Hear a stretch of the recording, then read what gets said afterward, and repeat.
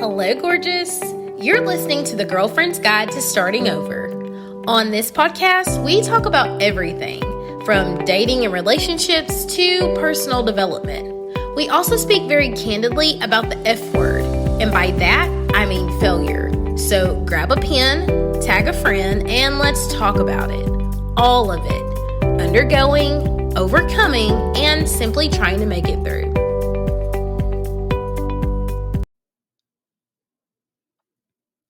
Hello, gorgeous. You're listening to the Girlfriend's Guide to Starting Over podcast, and I'm your host, Kayla. If you are just listening for the first time, I want to say welcome to my platform. I'm so glad that you found me. And as always, if you are a returning listener, then hey, sis, welcome back. So in today's episode, ladies, I totally have a treat for you. One of my morning rituals is to ensure that I have spoken to the love of my life before I go public on social media or texting clients or literally anything. And so whether that's me reaching out first or him, we make sure we've made contact before I get to talk to the world. And so as I open my podcast up for guests, if you're interested in being a guest, holla at your girl so I can get you plugged in. I wanted to make sure that he was my first guest. And so I'm super excited to share him with you guys. We are going to have so much fun. So pause this, go ahead, send the link out to your friends because I know how y'all are. Grab a pen, tag your friends, and we are going to dive into our episode. So, babe, say hello and then tell them a little bit what we're going to talk about today. Hello to everyone. It is a pleasure to be here. In your world, we will be talking about love languages. In my world, a more linear type thought model. It's just about currency and how you value your currency, whether it's your time, your money, whatever it is you're using to put into a product, a person, an adventure. Is all about currency. Everything takes some type of currency, and relationships are no different. So today, again, the way that you view things, we will be talking about love languages and that entire concept. For me, I break it down really simple, and it's just about currency. All right. So I think that we have, I know that I have on the podcast talked about my personal love languages. Just to go over them really quickly in case you missed that episode. We're about 2 episodes away from that. But love languages can be broken down in 5. The book was written by Gary Chapman, and you can pick it up on Amazon or any local bookstore. There's also a quiz that you can take online for free. There's 30 questions where you can find out instantly what your primary love languages are. But we're looking at physical touch, quality time, gifts, acts of service, and words of affirmation. Those are your 5 love languages, and people experience them differently. I'm also going to note once again that if your love language is words of affirmation, then when someone is disrespectful to you or really smart with you or says something that's very hurtful to you, it's going to hurt you more than if your love language is gift giving. If you're a gift giving kind of person, it's going to hurt more when someone forgets your birthday or doesn't text or call on your anniversary, doesn't do those things. So keep that in mind. It works both ways. So we've talked before. My primary love language is quality time and physical touch. Hold my hand. Give me all the back rubs, like all of the stuff. Like I'm just that kind of girl. Like I'm probably clingy. I'll let you always say, no, you're not, but you're also a physical touch kind of person. So what would you say would be your primary love languages? According to the survey, it would say physical touch. So, and I won't disagree with that because that is definitely fun. But I would also, caution people when you take these quizzes, take it when you're kind of at your neutral space, not too high, not too low, because that will influence your scores. Very few of us are capable of thinking neutrally when we're either really high, or really low, amped up, or just not feeling the best. But yeah, according to the test, that's what it would say. As a recommendation from a guy, because I know I give a standpoint from a woman lots of times, how would you suggest that a woman go about getting her significant other to be willing to take the quiz? Well, it's only 30 questions, right? So depending on their significant other, all people like some type of reward at the end. So, even if you don't know exactly what their language is, some things they like, right? So 30 questions, and for me, a Kit Kat after 30 questions probably work. But it just depends. It just depends on the person. But if you have to bribe them, if it is worth the effort, right? If whatever is causing the desire or the need to have this test taken, getting past the I shouldn't have to do this to get this done. You have to ask yourself, do you want to be right or do you want to be effective? And that's a choice only you can make. But everybody has motivational tools that they can use. Some people just have to ask, depending on what a relationship is. But it's only 30 questions, and they aren't super long paragraph questions, more yes or no's. Um, yeah, so just some type of motivational thing will work for most people. Do you think that men on average are going to be in the physical category, or do you think that's going to ebb and flow?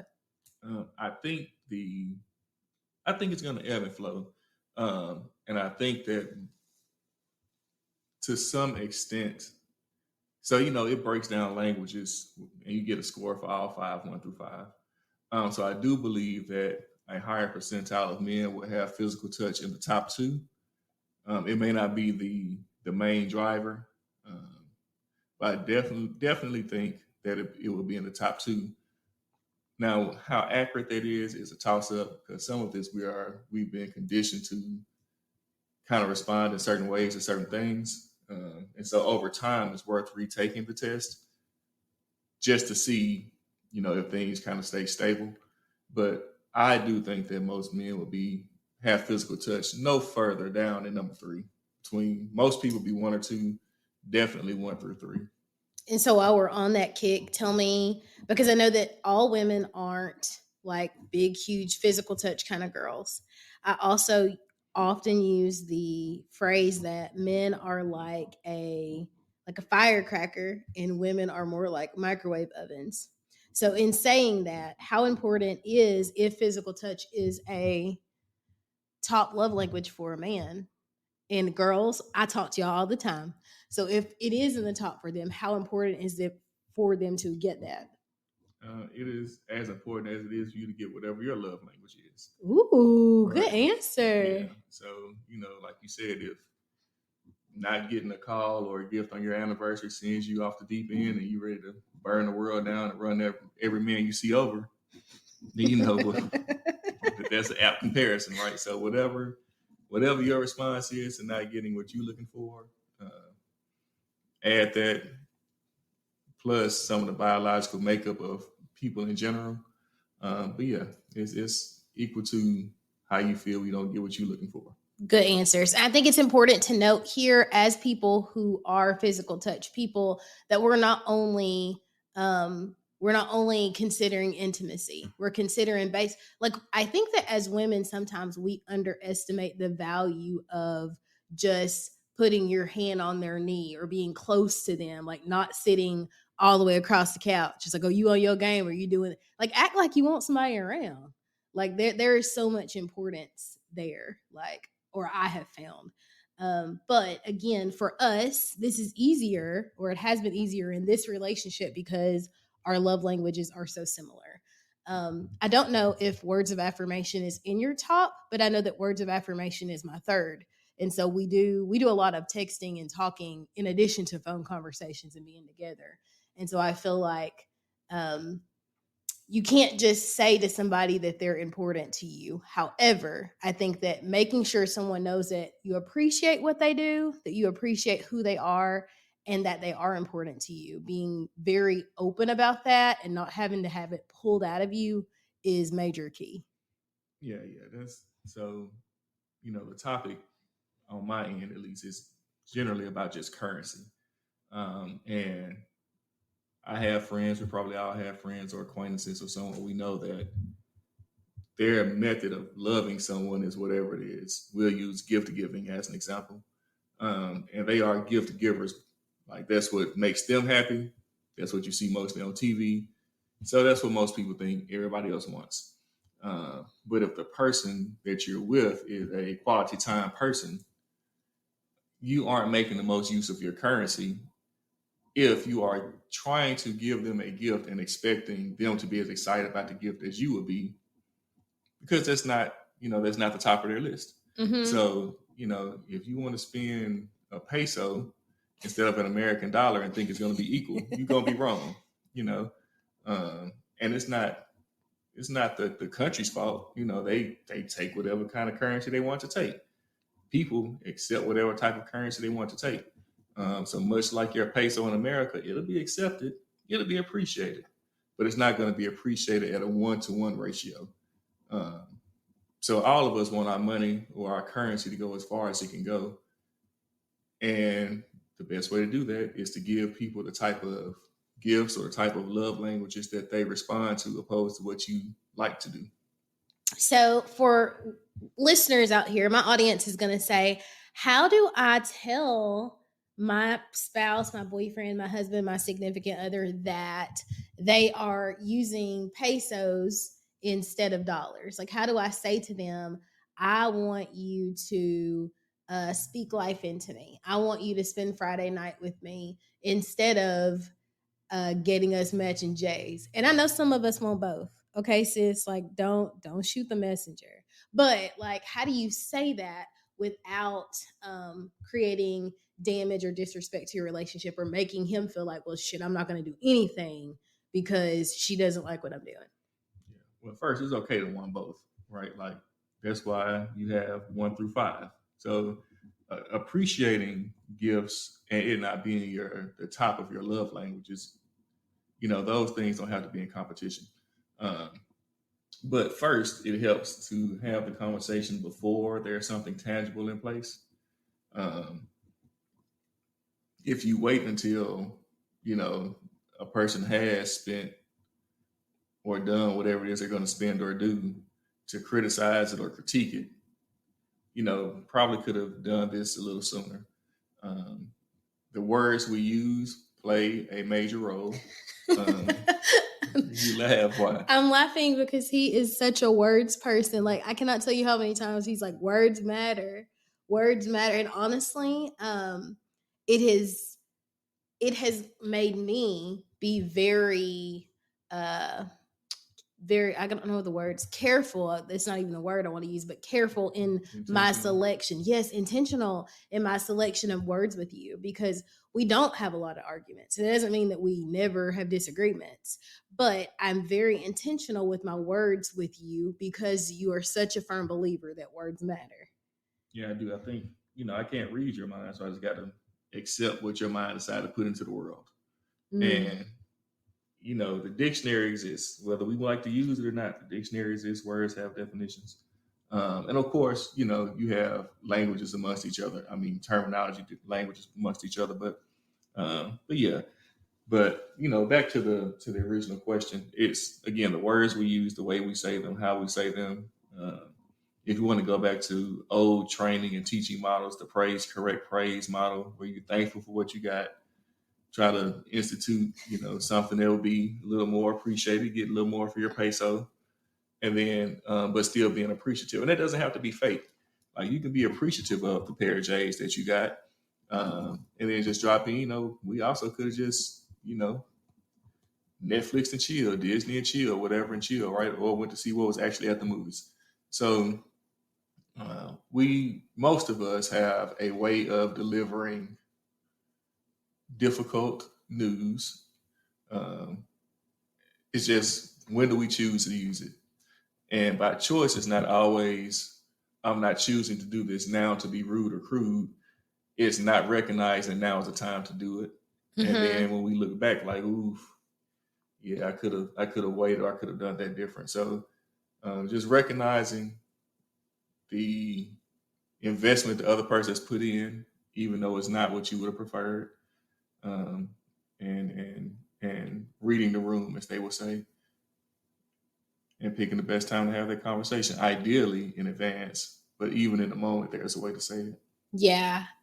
And Bay is clinical. And so he says praise, correct, praise, and I say sandwich method, which is the same thing, where it's I'm gonna tell you the good news, I'm gonna tell you what needs improvement, and then I'm gonna give you some more good news. So basically, it is saying, oh my goodness, you really blew me away. I was not expecting anything at all. I'm really grateful for the Jays. I really wish we could have hung out together Friday, maybe just hung out at the house.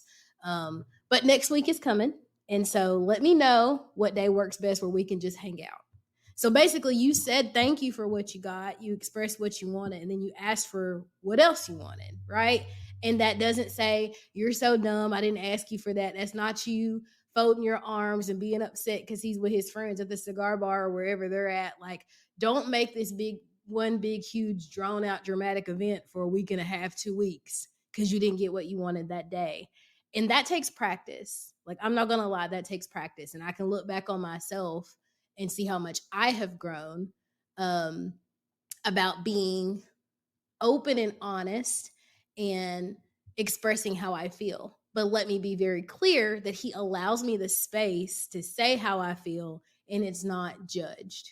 So if you are experiencing that where you're like holding on to everything and then it explodes, be very mindful. Is this me holding on to everything because I have a history of holding on to everything? Or do you sincerely just not feel safe or secure enough to express yourself? In either one of those, they're both problems. Yeah. And as you mentioned earlier, if you are a words of affirmation and you never hear good job or, whatever type of affirmation you need, if you are a physical touch person and that doesn't happen, it's different than it not coming in the way you were looking for. And those responses would be different. The type or amount of disappointment, if we're going to say that, should and would be different. So, but again, how often do we really not know what type of love somebody's going to present us, right? Like the first time around, maybe, but how many times we really have no idea that Billy Bob is a gift giver and that's not really what you want. And for whatever, whether it was hope, faith, or he just flipped a coin and wishing for the best, uh, this time will be different. But why would it be different if we haven't expressed? Like, so again, as I said, we can't read your mind. You can't read ours. So we just go by what's put out in the world. And if you wait until you just amped up and pissed off to express yourself, probably had better opportunities to do that um, in a time where it would have been received different as well as presented differently. Yes, I get a lot of clients that will say, Kayla, I don't want to have to ask for what I need. He sees me struggling. He sees that I'm down. He sees this. He sees that. And I'm like, correct me if I'm wrong because I'm not a man, but men are typically solution finders. So when you tell them that there is a problem, they're not necessarily going to ask you, so what do you want to happen in this situation? They're going to start seeking solutions. And it may not be the solution that you want. So if you have a specific solution you need to say, or you get to say, babe, I'm struggling with this, this, and this, it would be helpful if you could, or can you help me to? That way they know what to do. That would actually alleviate some of the pressure on them to Yeah. know what you want or what the outcome should be. I imagine that most people or lots of people may not be as hands off as I am, where I'm just like, you got it, and I let it go. But again, that comes back to having built that security, built that safety to say, if you've got it, I don't have to hover over you. Yeah. So, I tend not to really say men or women. It's just more the male energy or the female energy or those types of energies, right? Because the actual genders can be as fluid as they need or want to be. That's true. But yeah, that male energy type is more, like you say, problem solving. If you had it, it wouldn't be a problem. We trying to get rid of it. You get rid of a problem by solving it. You get rid of a 2 + 2 by realizing it's 4. If you say 5, you still got the problem. You say 3, you still have the problem, right? And if you knew what 2 + 2 was, probably wouldn't have asked. But a lot of times, if you go through counseling, counselors aren't there to solve your problems. Mm-hmm. They are more there to help you talk through your problems and develop coping skills to deal with them. But a lot of people can talk themselves. They just need someone to actually listen. And that is not something we're taught as male energies, right? We're like I said, the problem comes up, you find a solution, because if you just let it sit out there, then you have compounding problems and stacking problems. And you're right, like, we've gone through that more than once, where you say something, I'm all right, we could do this, you could do that, you could do that, you could do that. And then at the end, you're like, I know, I just kind of wanted to express it. And it took but it took a retraining of the mind to be like, okay. No, now you say, babe, are you venting or you want me to fix it?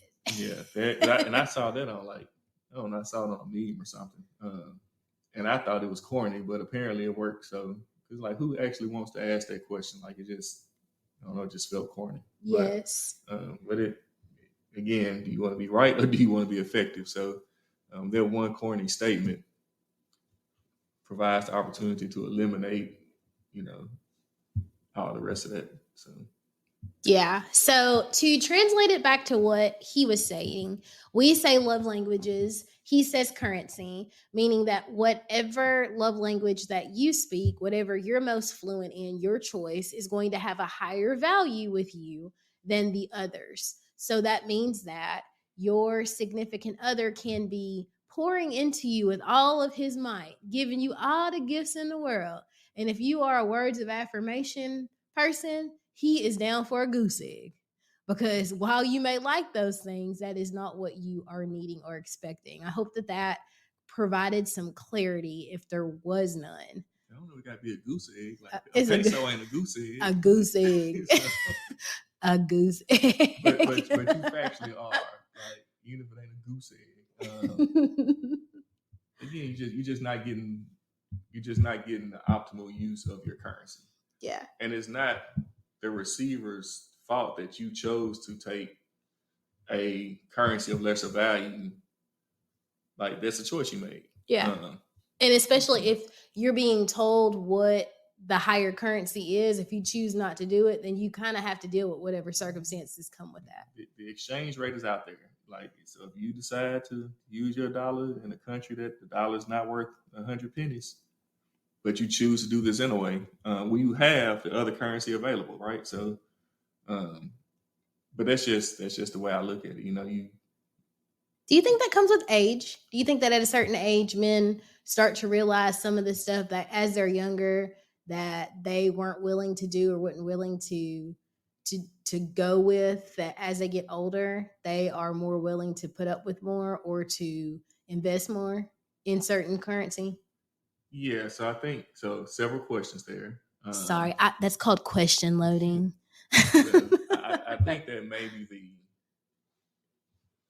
so I would say it's for part of that, no, the part of willing to invest the type of currency. I mean, can be stubborn and pig-headed, but male energies are typically very goal-oriented. So whether it's advancing a relationship, whether it's getting to the intimacy aspect of it or whatever the goal is, if A plus B equals C, then whether it's truly caring about the currency or just caring about the end goal, typically that's what we'll do it, right? To accomplish the goal.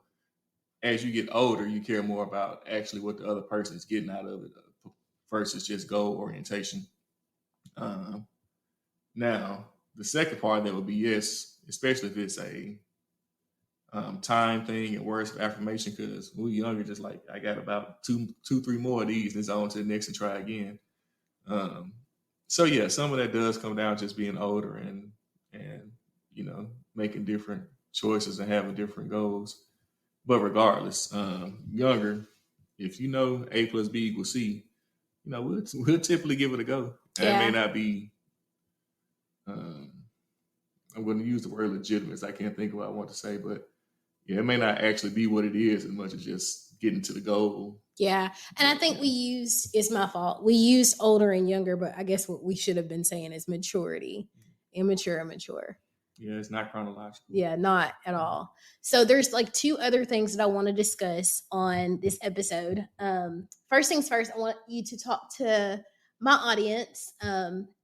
Something that you kind of brought to my attention, and it really rang true for me. And I don't even know if you recognize it had an impact on me, but it significantly helped me to shift my mindset with regard to previous relationships. And that's, I don't think that only women say it. Or feminine energy say it. But often when we stay in dead end relationships, like for years and years, for months, we have children, we do all these things. Often we will say, I was stuck, or I wasted my time, or he trapped me, or he drug me along. And you're like, ain't nobody drag you along. Like, you had the ability to get off the bus. And so, like, initially, it was kind of culture shock. I'm like, what do you mean? But you're right. Like, all along, you have the power to get off the bus, to get off that track. And so, what would you say to a woman who feels like I'm not asking you to give her advice on how to determine whether or not she should go, but what is your advice to women who feel like they are, quote, stuck or being strung along? Well, I'm gonna do my best to say that from two women. But for me, I would look at that just a return on investment type of thing. Like, if you stay on this bus and it doesn't change, which is probably not, it hasn't so far, what are you going to get out of it? What do you expect to get out of it, opposed to what you're putting into it, even if it's just your emotional investment in it? And at some point, it's just, it boils down to, am I ready to take the hit now and start the healing, start the getting over it, start the whatever comes next, or do I want to delay it? And of course, that's fluid depending on why the relationship is where it is, why you're thinking about getting off the bus and so forth, and how concrete and permanent you feel like those issues are. But I had a gentleman say to me once, he said, look at your situation, and you can't see yourself doing it for 10 years, exactly how it is, no better, no worse, it's exactly how it is. If you can't look at yourself and say, yes, I can do this exact thing for 10 years, it's time to start looking. Um, and 10 years sounds like a concrete measurement, but the purpose is, if you look at it and say, I can't do this forever, exactly how it is. And that's including, the theological concepts and everything else that comes with making a change, and the emotional value that plays in every individual's decision making. But it's not an easy choice. It comes with turmoil, it comes with stress, but you're already in turmoil and stress. One has a one has an opportunity to get better. The other has an opportunity to stay the same or get worse. I can by far say it's the best thing that I ever did. Like, leaving was the best decision that I ever made. And I know that is probably hurtful to people that were with me before, but like, sincerely, that's choosing me was the best thing I ever did. Yeah, and realistic, like, it probably does hurt. But at some level, we can put, take self out the equation and realize that you wasn't going to be getting this person's best self. And when you're not in a position to give your best self, you can only give a lesser of your best, right? There's no homeostasis. There's no, I'm just going to stay just like this. Things get better or worse. And momentum takes it in a direction. So if you're not pushing to give your best self, whether it's the environment or whatever it is that's causing it to happen, then math says, science says that you're going to give less and less of yourself. Mm-hmm. And so while you may have left sooner than they would have liked you to have left, Mm-hmm. if you're going to give less and less of yourself, the outcome is more or less going to be the same. Mm-hmm. Yeah. It could be more tumultuous, as they would say. Yeah. Conflict before it happens, but the end outcome is largely the same. Okay. Lastly, I want you to share with them your logic on taking me to see the giraffes. Again, currency, right? I mess up all the time. I'm just gonna mess up. Like, I tried to mess up big, but I don't always read signs well. So wait, I don't even know if my podcast audience knows that you took me. So very early on when we started dating, like we were not very serious at all. We were like very early stages, like maybe weeks. I was like, "Hey, yo, can I ask you to something big, like a magic question?" I don't even know what phrase it was. I'm sure he thought I was gonna be like, "Fly me to Vegas." Yeah, something that mattered. Yeah. And he's like, "Okay." And I was like, "Will you take me to see the giraffes?" Because here in Tennessee, we have a petting zoo that's like on steroids, and they have 2 giraffes there. And giraffes are my favorite animal. And I had asked in previous relationships to go see these giraffes, and the answer was just like, "Nah, nobody wants to do all of that." And so I just couldn't, like, I decided, like, I'm not going to get to go. I'm going to have to drive across the world with my almost teenagers who don't want to see these giraffes either. And I was going to hang it up, but like, I was like, "Hey, I want to go." And so I texted him, and you can pick up. I mean, that was it. It's like, well, first off, you sent it, and I didn't know about this place, so I had to Google giraffes near Tennessee before I gave my answer, because it could have been a nice way of saying we'll see, but but it was just a couple hours away. So again, getting back to currency, couple hours away, a huge ask or a huge desire on your end, really low lift, low effort. I didn't know it didn't take cash, so you even bought the cash to get us in, because I didn't know they didn't take cards. I knew you were not going to know that. Well, yeah, it's, 2020s, everybody take a card. They even stick the chip reader in your phone, like, but regardless. So it's one of those return on investments, and you look at it, it's like low output, drive a couple hours, and it was slick fun. The next time I see, what was it, a buffalo or something, we still got conflict. So, y'all, he was fighting over the food bin with a bison. I'm like, let it go. I ain't letting nothing go. But, and then I cared he had it, but he wasn't gonna take it. Well, he was gonna take it, because he did take it. Yeah. But I wasn't just gonna let him take it. But your logic was that you're gonna mess up. Oh yeah, so you just get some currency in advance. Like, you got to build up equity. You build up equity. So that way, when I did mess up, I had a little equity built up. Especially, like, again, so we talking about return on investment and currency. My dollar went, 2-3 times what a dollar's worth, because of how much you wanted it. Mm-hmm. And so it's like sweet tarts. Sweet tarts are what, 65 cents a dollar, something like that. But you enjoy them so much, I get much more than 65 cents a dollar's worth of appreciation out of it. So it's just currency, and you can choose, to use pesos in America, or you can take $1 to Mexico. It's the same dollar, but the value is higher. The value is higher. So it's just up to you. And I'm not gonna tell nobody how to spend their money, spend their time. It just don't make good sense to not get the most out of it. Yeah. Especially if you're gonna be upset about not getting the most out of it. Hell, you did that on your own, really. So cool. So in closing, I'll ask you, what is one word of advice that you would have for women, middle-aged women, 30 and up, who are still looking for love? What's one word of advice that you would give them? Don't look. Love it. Yeah, don't look. Expound, please. Well, I think you find anything you look for, right? So whether it's there or not, I think you'll see it because you want to see it. You like, somebody's giving a peso's worth of effort, but you adding all the energy to it, and it's just getting pumped up. You're creating your own dopamine. You're creating your own happiness, but you're attributing it to this person or this activity, because you want to see it. So I just don't look. And it's easy to say, but it's like, don't look, but know you want. And it's, how do you separate all that? But if you look for it, you'll find it. Just like if you go to TJ Maxx or somewhere and you're going in to find a pair of pants, whether you find pants you really like or find pants because you were there to find pants, you're going to get whatever, you're going to come out with pants. Yeah. So, and the other side of that is you then stop shopping for pants because you have pants, and the next store may have had the exact ones you really want.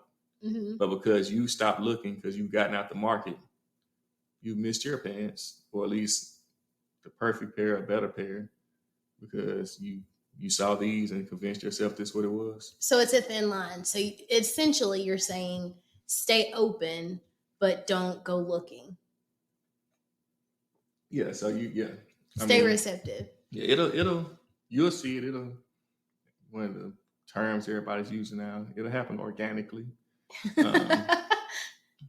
But yeah, just don't look for it. And that's not saying ignore it. It's not saying I'm feeling good. It's a lie, run. But just be okay with whatever happens. Yeah. Don't create the situation. Let the situation be true. I will actually in an upcoming podcast episode, I will drop that about how we can determine what is our intuition and what is our fear. I have a strategy to kind of flush that out so that you can kind of see the difference between intuition and just fear due to past trauma. I think that'll be very helpful for them. Yeah, that'll be helpful for a lot of people. Yeah. Because that's not something that just applies to relationships. Correct. Because I'm not really I don't worry about a lot of things. I jump jobs, I figured out like this getting on my nerves. Well, that might get on my nerves later, but yeah. But because it's still, while it's not necessarily fear based, it's still emotion driven. Mm-hmm. And fear is just a different type of emotion, and the jump don't always be worth the time I spent doing it. So so I think that'll be helpful, not just in relationships, but just as we navigate the highways and byways of this life we live in. That's the whole folks say, I have loved sharing you with my audience. All right, well, I'm going to circle back to something you said earlier. What? You had mentioned like if he's on the video game, just not acting like you want to be around or so forth, right? And I find that so because I hear that frequently when I talk to female energies in particular, and so I changed the construct a little bit. I say, okay, how would you feel if you was in the middle of one of your best books, and then he just come and wants whatever it is that you want when he's on the game or when the other energies on the game? How would that make you feel? Right? So versus him just coming, sitting on the couch and just kind of being present, opposed to being annoyed that you're reading the book, right? You're not reading the book to ignore him. You're reading the book because it's just something you were already doing, something you enjoy doing. Mm-hmm. So I think that, and I say this, now I circle back to that because it is truly one of the things that I hear people have the biggest conflicts with in relationships. Mm-hmm. And I think maybe we saw it differently because I didn't say get off the game. I said just go sit with him. Yeah, no, so you definitely didn't say get off the game. Yeah. But people just seem to get, in the experiences I've seen, like when they present, the game should just go off. Oh, no. Yeah. Nobody got time for that because if I'm reading, I'm reading. Or I can't, eventually I'll have to have you come back because I can't imagine what it's like to date an entrepreneur because I'm always on. And even when I'm not on, I'm on because everything is content, right? So I'm saving something to my phone or I see a cute quote or I'm screenshotting something. So I have to be very intentional. Videos with Dahmer. Yes. I'm constantly having to like create that intentional time for just us. So I can't imagine how that is. So like I have zero space to be upset that you are on Twitter or scrolling something or doing because it's like you deserve to have a life that's not tweedling your thumbs as you wait for me to unplug. Realistically, most people don't care about the game. The game is just that concrete item right there. It's all the things we've been talking about already. Right there are probably quality time, words of affirmation, people and aren't getting it. Yeah. But this game and these people on this headset are. Yeah. You hear good shot, good this, great that. Yeah. Excellent job. I've lived that. And it's like, I would love to hear that. So it's not the game itself. The game is just a mechanism that's like, you are capable. Mm-hmm. I'm just not getting it. Yeah.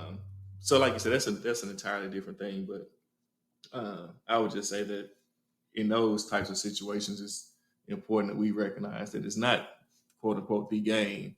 It's what the game is getting. It's what the book is getting. It's what Facebook is getting. Yeah, it's the dog is getting. It's whatever. perceived displacement of the currency. Of the currency, yeah. Of exactly what I'm. So then it's like, so it ain't ability. It's not skill. Mm-hmm. Now we at choice. Yeah. And now I'm getting mad, you know, because when I get mad, choosing, then everybody finna be mad. yeah, exactly. Like, so you choosing. That's what's up. Gotcha. Yeah. So, but anyhow, it's been fun, and definitely have to do it again. Absolutely. I love you guys. I want the best for you guys. And so I'm always going to share with you the best and the brightest. And so I would start, of course, with my very own. Have an excellent day on purpose, sis. And we will chat in the next one.